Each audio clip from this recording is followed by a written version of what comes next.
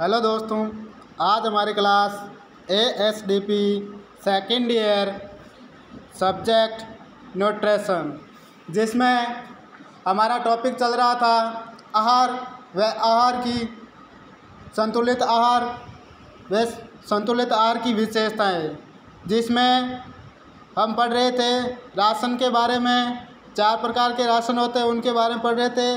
पहला था आधारभूत राशन, दूसरा उत्पादन राशन, तीसरा संतुलित राशन। अब 4 नंबर राशन है वो है आदर्श राशन। तो इसमें देखेंगे कि आदर्श राशन क्या होता है, आदर्श राशन की विशेषता क्या है। तो स्टार्ट करते हैं। आदर्श राशन चारे दाने का वह समान मिश्रण जिसमें संतुलित आहार के सभी पोषक तत्व पशु की समस्त आवश्यकताओं को उसके शरीर भार के अनुसार उचित मात्रा में देने पर ही पूर्ण कर देता है। आदर्श राशन कहलाता है। जो उसकी आवश्यकता है उसको क्या है कि उचित मात्रा में देने पर पूर्ण कर देता है। फिर देखते हैं आदर्श राशन की विशेषताएं। आदर्श राशन काफ़ी सस्ता होना चाहिए, महंगा नहीं होना चाहिए, नहीं तो जो पशुपालक है उसको हानि होगी। ठीक है। नेक्स्ट है राशन संतुलित होना चाहिए। जो राशन है उसमें सभी आवश्यक पोषक तत्व प्रचुर मात्रा में उपस्थित होना चाहिए। नेक्स्ट है नॉन टॉक्सिन, मतलब विषैला नहीं होना चाहिए। विषैला होएगा तो पशु बीमार हो जाएगा। आसानी से पचने व अवशोषित होने वाला होना चाहिए। जो आसानी से पच जाए व अवशोषित हो जाए, ऐसा आदर्श राशन होना चाहिए। राशन में कचरा, मिट्टी, खरपतवार आदि नहीं होना चाहिए। जो हमारा राशन आदर्श राशन है उसमें कचरा, मिट्टी, खरपतवार आदि ये नहीं होना चाहिए। वांछनीय पोषक तत्व, जो वांछित पोषक तत्व वे होने चाहिए, जैसे प्रोटीन है, कार्बोहाइड्रेट है, वसा है, विटामिन है, जल और खनिज लवण उचित मात्रा में होने चाहिए। अब देखते हैं कि जो पशु को हम आहार दे रहे हैं, संतुलित आहार, आदर्श राशन, जो राशन होते हैं वो अच्छे राशन के सिद्धांत। अब इन राशनों के जो हम सिद्धांत देखेंगे। ठीक है, क्या क्या सिद्धांत है।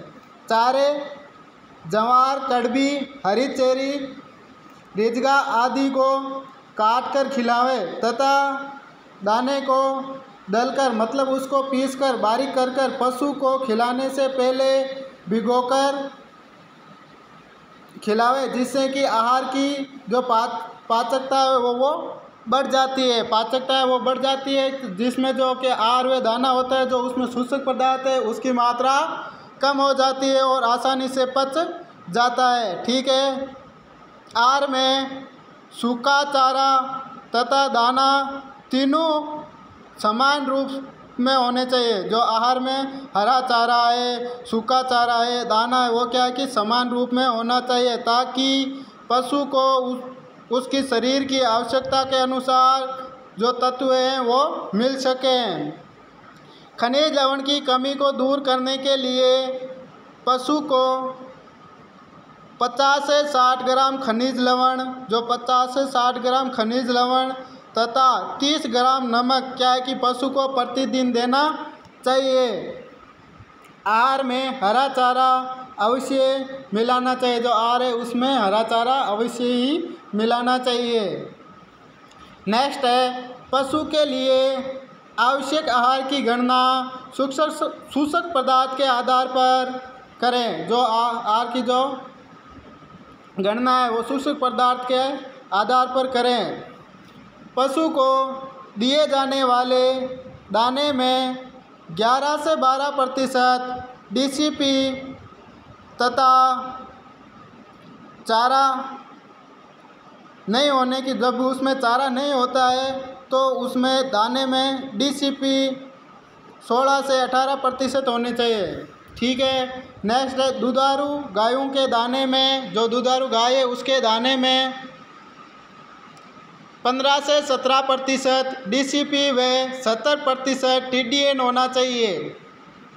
जो दाना है उसमें 15% 15 से 17% DCP व 30% TDN होना चाहिए। राशन को अधिक स्वादिष्ट बनाने के लिए मोलासेज अथवा गुड़ का प्रयोग करना चाहिए। ठीक है, जो स्वादिष्ट बनाने के लिए इनका क्या है प्रयोग करेंगे, जिसे पशु आहार को रुचिरूप रूप से खा सकें। ठीक है, नेक्स्ट है प्रत्येक पशु दूध देने वाले तथा गर्भित पशु को 2 से 5 केजी हरा चारा अवश्य देना चाहिए।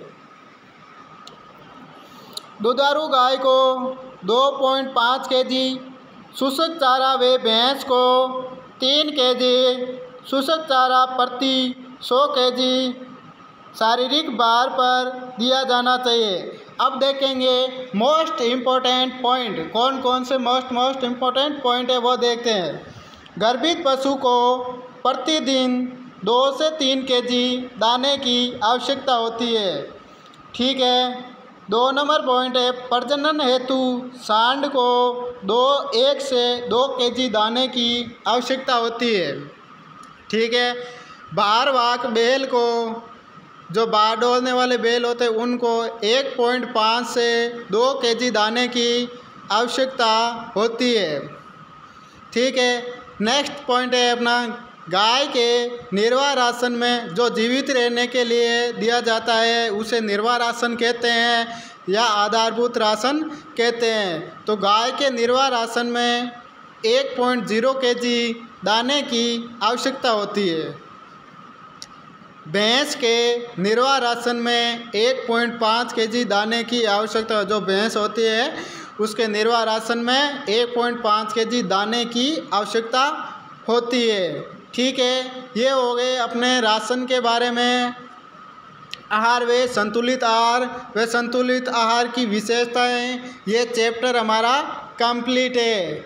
ठीक है, धन्यवाद।